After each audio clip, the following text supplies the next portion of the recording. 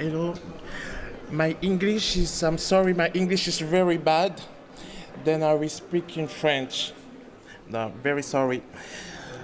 Je suis Thomas Ologo, je suis un médiateur social et le président de l'association Arc Essentiel, qui est une association des réfugiés LGBTQ+ en France. Alors, je suis arrivé en France en 2017 pour demander l'asile après des persécutions subies au Cameroun pour tout ce qui était lié à mon orientation sexuelle. Et arrivé en France, j'étais confronté à beaucoup de difficultés. Il n'y avait pas assez d'espace pour nous aider justement à pouvoir accéder à l'information, pour être véritablement accompagnés en fonction de nos besoins pour tout ce qui est démarche administrative. Et en 2021, avec des amis de la communauté d'accueil en France, on a décidé donc de créer cette association au nom de Arc Essentiel, l'arc qui permet de traverser, l'arc essentiel pour les personnes réfugiées, l'arc qui permet de sortir du trou vers la lumière. Alors, Arc Essentiel, c'est favoriser l'intégration des personnes réfugiées en France et aussi c'est développer justement en eux le pouvoir de s'engager à être des acteurs de développement au sein de la communauté d'accueil qui est la France. Nos missions, c'est informer parce qu'on a besoin d'avoir la bonne information. Alors, Arc Essentiel permet aux personnes réfugiées d'avoir la bonne information qui leur permet justement d'être mieux orientées, qui leur permet de vraiment comprendre leurs besoins et pouvoir mieux s'intégrer au sein de la communauté d'accueil. Alors donc, nous l'accompagnons dans les démarches administratives, nous les aidons dans leur parcours d'insertion professionnelle, on les oriente auprès des associations qui peuvent véritablement les accompagner sans qu'ils soient victimes de discrimination. Parce qu'en tant que réfugiés LGBT en France, on continue toujours à subir de la persécution de nos communautés. Donc moi je viens d'Afrique, donc je continue toujours à subir de la discrimination liée à mon orientation sexuelle. Parfois quand je marche dans la rue, je me fais cracher dessus parce que les gens ils estiment que être noir, gay, c'est une fatalité, c'est honteux. Je suis considéré comme un sous-homme pour certains. Nos activités, donc, on les mène à la Maison des réfugiés parce qu'en France, à Paris, il y a une Maison des réfugiés et nous sommes dans l'une des organisations, la toute seule organisation LGBT qui fait ses activités au sein de cette maison-là. Comme vous pouvez voir, on accompagne, parce que c'est très important, on les oriente, on accueille, on crée du lien avec la communauté d'accueil. Parce que l'essentiel, ce n'est pas de rester dans un groupe ou de rester isolé, mais c'est d'aller vers cette communauté d'accueil qui nous a donné l'opportunité de pouvoir avoir une seconde vie. On s'implique et on agit. Nous sommes ici au Forum mondial des réfugiés. Les réfugiés doivent s'impliquer. On ne doit plus faire sans nous, mais on doit faire avec nous.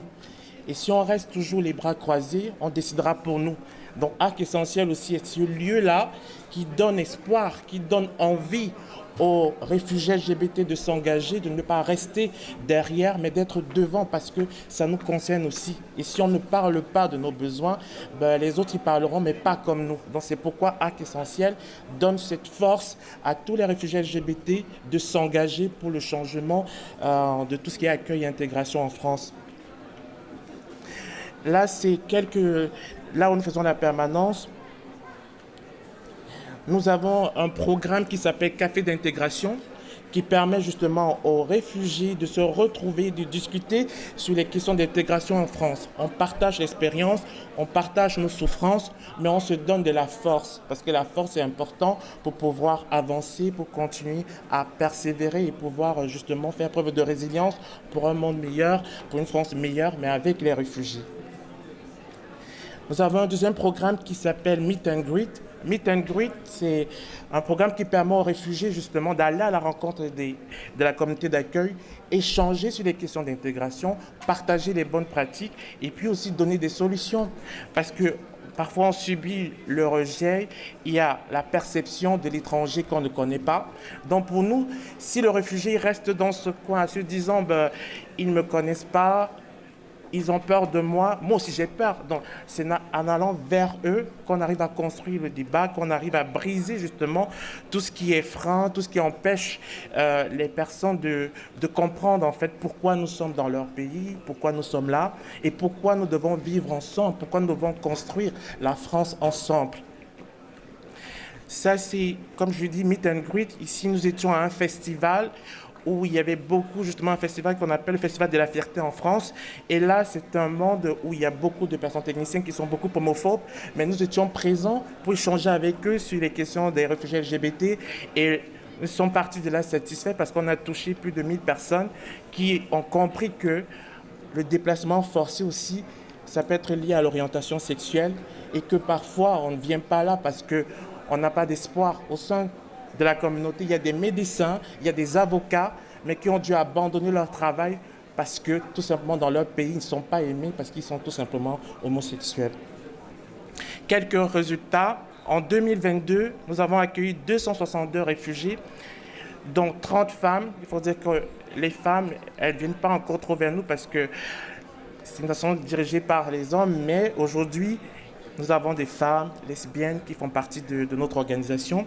Nous avons pu toucher 5 femmes, 5 personnes trans et 232 hommes. Donc parmi ces 1500 motifs traités, donc, quand on parle de motifs, c'est tout ce qui est lié à l'emploi, tout ce qui est lié justement à avoir un titre de séjour pour pouvoir accéder aux différents droits qui leur sont dédiés.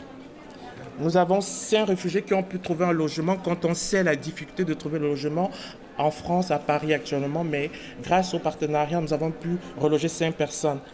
Les personnes que nous accueillons à Arc Essentiel viennent de l'Algérie, de l'Arabie Saoudite, du Burkina Faso, du Bénin, du Bangladesh, du Congo RDC, de la Côte d'Ivoire, de l'Égypte, de l'Érythrée, du Ghana, de la Guinée-Conakry, de l'île Maurice, du Jamaïque, du Mali, de la Mauritanie, du Nigeria, du Togo, du Sénégal, du Sierra Leone, du Venezuela, la Colombie, du Cameroun.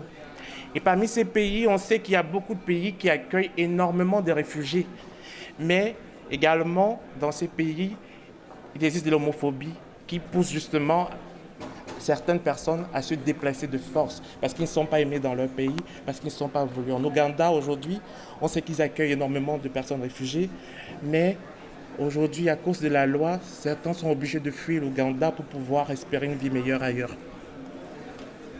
Ici, nous avons pu avoir une reconnaissance de la mairie du 14e Musa de Bronze pour nous engager, pour nous encourager à s'engager, nous encourager à être présents au sein de la communauté d'accueil et à porter aussi et créer ce lien avec les Français. Et pour conclure, le message que je porte aujourd'hui, c'est agissons ensemble pour une meilleure intégration des réfugiés. Je vous remercie pour votre attention. Thank you very much.